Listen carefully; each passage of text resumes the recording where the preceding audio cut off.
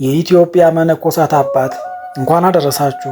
ቻናሉ አዲስ ስለሆነ ሁላችሁም በቅንነት ሰብስክራይብ አድርጋችሁ መጀመር፣ ቪዲዮ ላይክ ማድረግና ኮሜንት በማስቀመጥ ድጋፋችሁን ግለጹልኝ። ጥር 14 በዚች ቀን በአምስተኛ መቶ ክፍለ ዘመን አጋማሽ አካባቢ ከአባታቸው ንጉሥ ይስሐቅና ከእናታቸው ዕድና በሀገረ ሮም የተወለዱ ስማቸው ብዙ አይነት ሲሆን ወላጆቻቸው ዘሚካኤል ሲሏቸው በበረሃ ገብረ አምላክ፣ በኢትዮጵያ ደግሞ አረጋዊ ይባላሉ። ምንም እንኳ የንጉሥ ልጅ ቢሆንም በልጅነታቸው መጻሕፍትን ተምረው ጠፍተው በረሃ የገቡ በግብፅ ገዳመ ዳውናስ ውስጥ የታላቁ ቅዱስ አባ ጳኩሚስ ደቀ መዝሙር ሆነው ከነ አባ ቴዎድሮስ ጋር ሥርዓተ ምንኩስናን የተማሩ ከዓመታት በኋላም ወደ አገራቸው ተመልሰው በማስተማር 7 ያህል ቤተ መንግሥት ሰዎችን ወደ ምናኔ የማረኩ የት ልሂድ ብለው ሲያስቡም የእግዚአብሔር መልአክ በክንፉ ጭኖ ወስዶ ኢትዮጵያን ያሳያቸው። ወደ ሀገራቸው ተመልሰውም ለ8 ጓደኞቻቸው ሀገርስ ባሳዩአችሁ ሐዋርያት ሳያስተምሯት በሕጉ በሥርዓቱ ጸንታ የምትኖር ብለው ከ8 ጓደኞቻቸው ጋር በዘመነ ንጉሥ አላሜዳ በ470ዎቹ አካባቢ ወደ ሀገራችን ኢትዮጵያ ገብተው ቤተ ቀጢን አክሱም ውስጥ የተቀመጡ ለገዳማዊ ሕይወት የሚሆናቸውን ባት ሲፈልጉ ብዙ ከደከሙ በኋላ በመጨረሻ ግን ደብረ ዳሞን ወይም ደብረ ሃሌሉያን አይተው የወደዷት የሚወጡበትን መንገድ ቢያጡ 60 ክንድ ርዝመት ያለው ዘንዶ ተሸክሞ ከላይ ያደረሳቸው። ከላይ እንደወጡም ሃሌሉያ ለአብ፣ ሃሌሉያ ለወልድ፣ ሃሌሉያ ለመንፈስ ቅዱስ ብለው ቢያመሰግኑ ሰማያዊ ህብስት ይወረድላቸውና የተመገቡ። በዚህም ምክንያት ቦቷ ደብረ ሃሌሉያ የተባለች። ጻዲቁም ቦታውን ከገደሙ በኋላ ከተለያየ ቦታ መጥተው 6000 ያህል ሰዎች በእጃቸው የመነኮሱ ምናኔን በማስፋታቸውና ስርዓትን በማስተማራቸው የኢትዮጵያ መነኮሳት አባት እየተባሉ የሚጠሩ በሕይወታቸውም ከተጋድሎ ባሻገር በስብከተ ወንጌልና መጽሐፍትን በመጻፍ ብዙ የደከሙ ኢትዮጵያዊ ጻዲቅ ቅዱስ ያሬድና አጼ ገብረ መስቀልም ወዳጆቻቸው የነበሩ ንጹሕ የሆነ የተጋድሎ ሕይወታቸውን ፈጽመው በተወለዱ በ99 ዓመታቸው በገዳማቸው በስተ ምስራቅ አካባቢ ተሰውረው ብሔረ ሕያዋን የገቡ 15 ትውልድ የሚያስምር የምሕረት ቃል ኪዳን የገባላቸው ከ9 ቅዱሳን አንዱ አቡነ አረጋዊ ዘሚካኤል በዚች ቀን የተወለዱበት ዓመታዊ በዓል ይታሰባል። ዳግመኛም በዚች ቀን ቅዱስ አባ መክሲሞስ፣ ቅዱስ አባ አርክሌዲስ፣ ቅድስት ምራይስ፣ ቅድስት ምራሄል 4034 የቅዱስ ቄርቆስ ማኅበር ሰማዕታት በዚች ቀን ዓመታዊ በዓላቸው ይታሰባል። አባ ስምዖን፣ አባ ዮሐንስ፣ ቅዱስ ገብረ ክርስቶስ መራዊ፣ ቅዱስ ሙሴ እግዚአብሔር ሰው፣ ቅዱስ ፊልጶስ ከ72ቱ አርድእትና ቅድስት ነሳየት ደግሞ ወርኃዊ በዓላቸው ይታሰባል። ለእግዚአብሔር ክብር ምስጋና ይሁን። እኛም ቅዱሳኑን አክብረን በስማቸው ምግባር ትሩፋት ፈጽመን በረከታቸው እንድንሳተፍ አምላከ ቅዱሳን ይርዳን። ስንክሳር ዘወርኃ ጥር 14 አንድ አምላክ በሆነ በአብ በወልድ በመንፈስ ቅዱስ ስም ጥር 14 በዚች ዕለት ጠሟህ ከሚባል አገር ሰዎች የከበረችና የተመረጠች ምራሄል በሰማዕትነት አረፈች። የዚህችም ቅድስት ወላጆቿ እግዚአብሔርን የሚያመልኩ ክርስቲያኖች ናቸው። አባቷም ስሙ ዮሐንስ የሚባል ቄስ ነው። እናቷም ኢላሪያ የምትባል ደግ ናት። ነገር ግን ልጅ ስለሌላቸው ስለዚህ እያዘኑ ወደ እግዚአብሔር ለመኑ ነበር። ከብዙ ዘመን በኋላም ይችን የከበረች የተቀደሰች ልጅ ተሰጠቻቸው። ስሟንም ራሔል ብለው ጠሯት። 12 ዓመትም በሆናት ጊዜ በላዩ ባደረ በመንፈስ ቅዱስ ስጦታ ድንቆች ታምራቶችን መስራት ጀመረች። ከዚህም በኋላ ከሃዲ ንጉሥ ዲዮቅልጥያኖስ በተነሳ ጊዜ ወደ ባህር ዳርቻ ወጣች። መርከብንም አግኝታ በላዩ ተሳፈረች። ለሰማዕትነት ከሚሄዱት ጋር በመሄድ ወደ እንጽና ከተማ በደረሰች ጊዜ ስሙ ፍልፍልያኖስ በሚባል መኮንን ፊት ቆመች። ባያትም ጊዜ ስለ ታናሽነቷ ራርቶላት ሊተዋት ወደደ። ሊተዋትም እንደወደደ አውቃ እርሱንና የረከሱ አማልክቶችን በድፍረት ረገመች። ስለዚህም መኮንኑን ተቆጥቶ ጽኑ የሆነ ስቃይን አሰቃያት።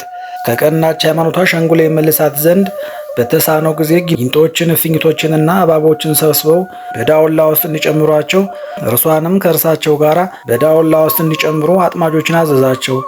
እነርሱም እንዲሁ አደረጉ። ያን ጊዜ እግዚአብሔር መልአክ ተገለጠላትና ከጌታችን ዘንድ የተሰጣትን ቃል ኪዳን አስረከባት። ከዚህም በኋላ ነፍሷን አሳለፈች። የምስክርነት አክሊልም ተቀበለች። ከዳውላው ውስጥም አውጥተው በዚያች ቦታ ቀበሯት። ከዚህም በኋላ አባቷና እናቷ በሰሙ ጊዜ ስጋዋ ወዳለበት ከብዙ ሕዝብ ጋር መጡ። ከዚያም ስጋዋን አፈለሱና ወሰዷት። በታላቅ ክብርም ገንዘው በአማረች ሳጥን ውስጥ አኖሯት።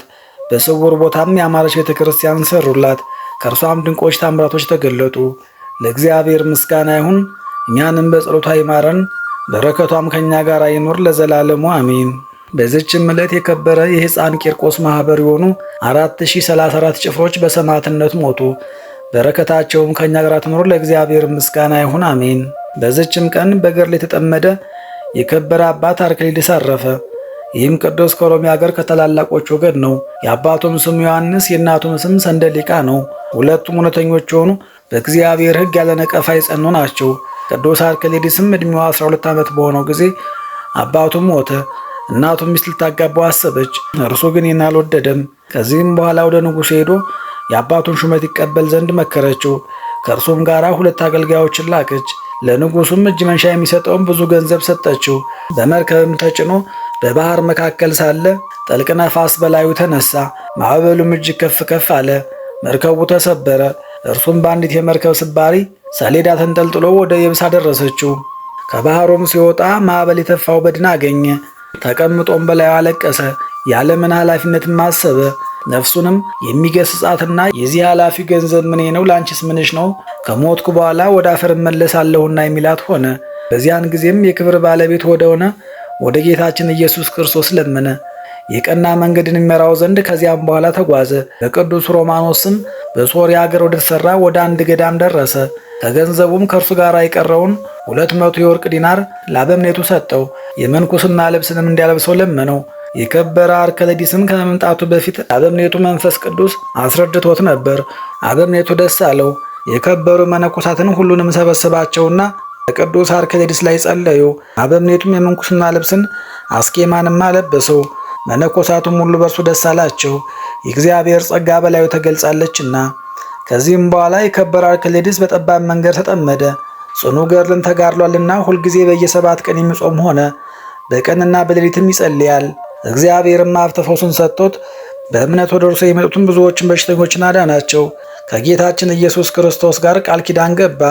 ከእናቱ ዘንድም 12 ዓመት ያህል ወሬው መሰማቱ በዘገየ ጊዜ በእርሱም የሆነውን አላወቀችም። የሞተ መስሏታልና እጅግ አዘነች። ከዚህም በኋላ የእንግዶችና የመጻተኞች መቀቢያ የሚሆን ቤትን ሰራች። መንገደኞችም እንዲያድሩበት አደረገች። በአንዲትም ዕለት የብፁዕ አርክሊድስን ዜና ሲናገሩ መንገደኞችን ሰማቻቸው። እነርሱንም ቅድስናውን፣ ተጋድሎውን፣ ምልክቶችንም የመልኩንም ደምግባት ሰምታ ልጇ እንደሆነ አወቀች። ዳግመኛም መንገደኞችን ጠየቀቻቸው። ስራውንም ሁሉ ነገሯት። እርሱም ሕያው እንደሆነ ተረዳች። በዚያንም ጊዜ ተነስታ ወደ ከበረ ሮማኖስ ገዳም ሄደች። ወደ ልጇ ወደ አርክሊድስም እንዲህ ብላ ላከች። እነሆ ፊትህን አይ ዘንድ እኔ እናትህ መጥቻለሁ። እርሱም ከቶ የሴቶችን ፊት እንዳላይ ከክብር ባለቤት ከጌታ ኢየሱስ ክርስቶስ ጋር ቃል ገብቻለሁና ቃል ኪዳን ማፍረስ አይቻለኝም ብሎ መልሶ ወደ እርሷ ላከ። ዳግመኛም ፊትህን ካላሳየኝ እኔ ወደ ዱር እሄዳለሁ፣ አራዊትም ይበሉኛል ብላ ወደ እርሱ ላከች። የከበረ አርክሊድስም እርሷ እንደማትተወው እርሱም ለእግዚአብሔር የገባውን ቃል ኪዳን ማፍረስ እንደማይችል ባወቀ ጊዜ ነፍሱን እንዲወስዳት ወደ ጌታችን ለመነ። ከዚህም በኋላ የበሩን ጠባቂ ወደ እኔ ትገባ ዘንድ እናቴን ተዋት አለው። በገባችም ጊዜ ሙቶ አገኘችውና በታላቅ ድምፅ በመጮህ አለቀሰች። ነፍሷን የሚወስድ ዘንድ ወደ እግዚአብሔር ለመነች። ልመኗንም ተቀብሎ ነፍሷን ወሰደ። ከዚህም በኋላ ስጋዋን ከልጇ ስጋ ለይተው ለብቻ ሊቀብሩ ወደዱ። ከከበረ አርክሊድስም በድን የእናቴን ስጋ ከስጋ ያትለዩ በሕይወቷ ሳለች ታየኝ ዘንድ ልቧን ደስ አላሰኘውምና የሚል ቃል ወጣ። ይህንንም ቃል በሰሙ ጊዜ እጅግ አደነቁ፣ እግዚአብሔርንም አመሰገኑት። ሁለቱንም በአንድ መቃብር ውስጥ ቀበሯቸው። ጌታችንም ለበሽተኞች ታላቅ ፈውስን ከስጋው ገለጠ። ለእግዚአብሔር ምስጋና ይሁን። እኛንም በዚህ አባት ጸሎት ይማረን፣ በረከቱም ከኛ ጋር ትኑር ለዘላለሙ አሜን። በዚችም ዕለት የከበረች ዕምራይስ በሰማዕትነት ሞተች። ይህችም ብጽዕት በክርስቶስ ሃይማኖት ለጸኑ ለከበሩ አባቶች ልጅ ናት። ፈሪሃ እግዚአብሔርም እየተማረች አደገች። በአንዲትም ዕለት ውሃ ልትቀዳ ወደ ወንዝ ስትወርድ ስለ ክርስቶስ የታሰሩ እስረኞችን አየች። እነርሱም ጳጳሳት፣ ቀሳውስትና ዲያቆናት ናቸው። ከእነርሳቸውም ጋር ስሟን ይጽፍ ዘንድ መዝጋቢውን ለመነችው፣ መዘገባትም። ወደ ከሃዲው መኮንንም ወደ ቁልቁልያኖስ አቀረባት። እርሱም ለጣዖት ትሰግድ ዘንድ በብዙ ነገር ሸነገላት። እምቢ ባለችውም ጊዜ ቸብቸቧን ይቆርጡ ዘንድ አዘዘ። ከተባባሪዎቿም ጋር ምስክርነቷን ፈጸመች። ለእግዚአብሔር ምስጋና ይሁን። የሰማዕታትን በረከታቸው ከእኛ ጋር ትኑር ለዘላለሙ አሜን። በዚችም ቀን የዱማቴዎስ ወንድም የከበረ መክሲሞስ አረፈ። እነሆ ገድሉን ከወንድሙ ገድል ጋር በዚህ ወር በ17 ጽፈናል። ለእግዚአብሔር ምስጋና ይሁን አሜን። ጌታ ሆይ ከብልጽግናቸው ብዛት የተነሳ ብዙ መባ ካገቡት ይልቅ የዳዊቱን አነስተኛ መባ እንደተቀበልክ ለሁል ጊዜ የሚያገለግሉ አላፍ መላእክትን እያሳሰብኩ በችግሬ ጊዜ የማቀርብልን ምስጋና ተቀበል። እናንተም ቅዱሳን ነቢያት፣ የወንጌል ሰባኪያን ሐዋርያት፣ ሰማዕታትና ጻድቃን፣ ትጉሃን መላእክት፣ ፍጹማን ደናግል እንዲሁም ደጋጎች መነኮሳት ሆይ ልጅ አዋቂ ሳንለይ የምንሰበሰብበትን የጉባኤ ቦታ ባርኩ። ይህንን መጽሐፍ ወረቀት አዘጋጅቶ ብራና ዳምጦ የጻፈውን ያጻፈውን ከግዕዝ ወደ አማርኛ የተረጎመውን ቃለ ንባቡን በእርጋታ መንፈስና በተመስጦ ሕሊና ያዳመጠውን በደለኛን ሁሉ በምታስምር በጌታ እናት በማርያም ጸሎት ኢየሱስ ክርስቶስ በአንድነት ይማረን። በማርያም ጸሎት ኢየሱስ ክርስቶስ በአንድነት ይማረን። በማርያም ጸሎት ኢየሱስ ክርስቶስ በአንድነት ይማረን ለዘላለሙ አሜን። አባታችን ሆይ በሰማያት የምትኖር፣ ስምህ ይቀደስ፣ መንግሥትህ ትምጣ፣ ፈቃድህ በሰማይ እንደሆነች እንዲሁ በምድር ትሁን። የዕለት እንጀራችንን ስጠን ዛሬ፣ በደላችንንም ሁሉ ይቅር በለን እኛም የበደሉን ይቅር እንድንል። አቤቱ ወደ ፈተናም አታግባን፣ ከክፉ ሁሉ አድነን እንጂ እጅ መንግሥት ያንተ ናትና፣ ኃይል፣ ክብር፣ ምስጋና ለዘላለሙ አሜን። እመቤታችን ቅድስት ድንግል ማርያም ሆይ በመልአኩ በቅዱስ ገብርኤል ሰላምታ ሰላም እንልሻለን። በሐሳብሽ ድንግል ነሽ፣ በሥጋሽም ድንግል ነሽ።